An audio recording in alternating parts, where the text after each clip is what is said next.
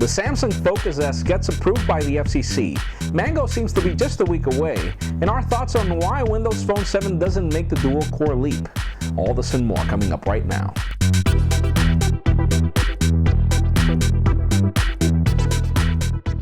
Hello everyone, I'm Jaime Rivera with Pocketnow.com and welcome to Windows Phone View, the show where we wrap up all this week's good and bad inside the world of Microsoft's Windows Phone platform. Let's start this week off with what's good.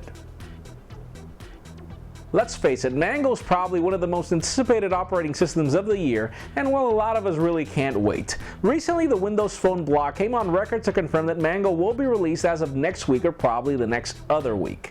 Kind of vague though is how it'll be released. We're not sure if carriers actually approved it or not yet, so hopefully they did because, it's going to be really odd and ugly for some of us to get the update on certain carriers or unlocked devices and others not.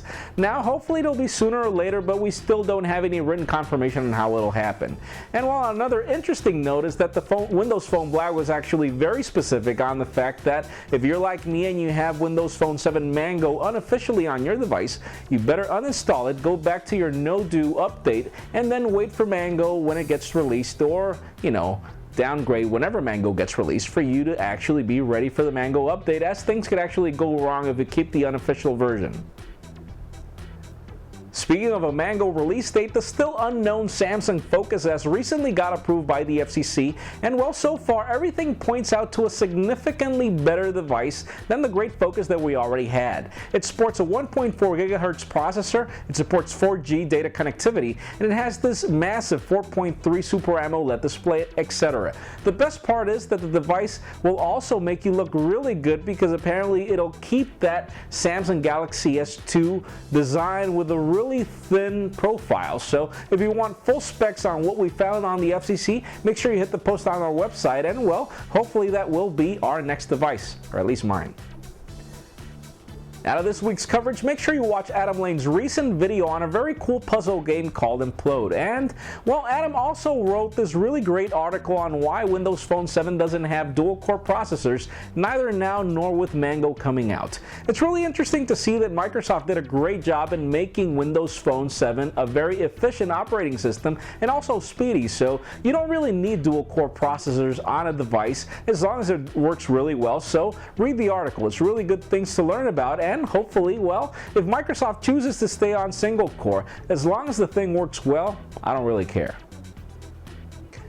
And speaking of Microsoft and software, with the recent Windows 8 release, we've got something really compelling and very Metro UI for Windows 8 coming up. Now, interesting enough, well, it does a really good job in working on tablets and, real laptops and computers, but the interesting note here is that we did see some live tiles with the ability to make phone calls. So, not really sure what Windows Phone or Windows 8 and Windows Phone 8 will bring to the table. Most likely this is some sort of Skype functionality, but really cool things coming, and it does seem that Microsoft is following the whole Metro UI from here on, which is actually really cool. And aside from that, a really cool application that's currently in beta testing privately is WhatsApp. The WhatsApp Messenger is probably one of the most famous messaging applications out there for iOS and Android to communicate with BlackBerry users and others, and well, it's really cool to see that WhatsApp is finally getting to our devices. To be honest with you, that's going to be the killer app for me, so hopefully it's coming out soon, and sadly, I wish they gave me the opportunity to test it. Hey guys, beta. And well, the Industrial Designer Society of America just granted the People's Choice Award to Windows Phone 7, its team, and Microsoft for the really great job they did with bringing the Metro UI to Windows Phone 7. To be honest with you, most of us that have been from Windows Mobile to the past were not really even waiting for something like Windows Phone 7, and we have to admit that Microsoft did a really good job in wowing everyone with the design and making something that's actually really cool and delightful. So, a really great prize, and along with that, there are other two prizes that they've also won for the design. So really cool to know about that, and well, hopefully Microsoft will use that prize and all that expertise to bring something even better for the following designs of Windows Phone 7 or 8 coming out in the future.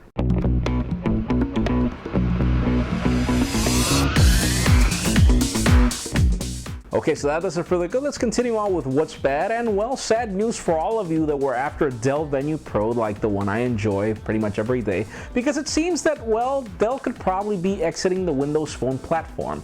Nothing official yet, but sadly in the past you could buy a Dell Venue Pro from the Dell store for AT&T and T-Mobile and probably get a subsidy, or buy it unlocked, but apparently as of now you can only buy it unlocked. You can't buy it for a specific carrier with a subsidy.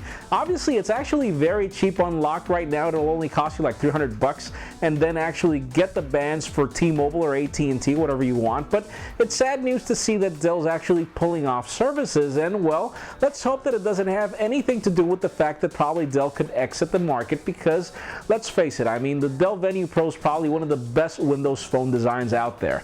I could probably want it without the keyboard, but still it is cute. So, well, let's just hope that Dell stays in the game. As for Mango, because, well, we don't really know if Dell's actually bringing devices to Mango or not. Haven't really heard anything official yet, so let's wait and see, and let's hope for the best. That's it for today's show. Thank you very much for watching. I'm Jaime Rivera. Remember to give us a thumbs up if you like what you saw. That's it for now.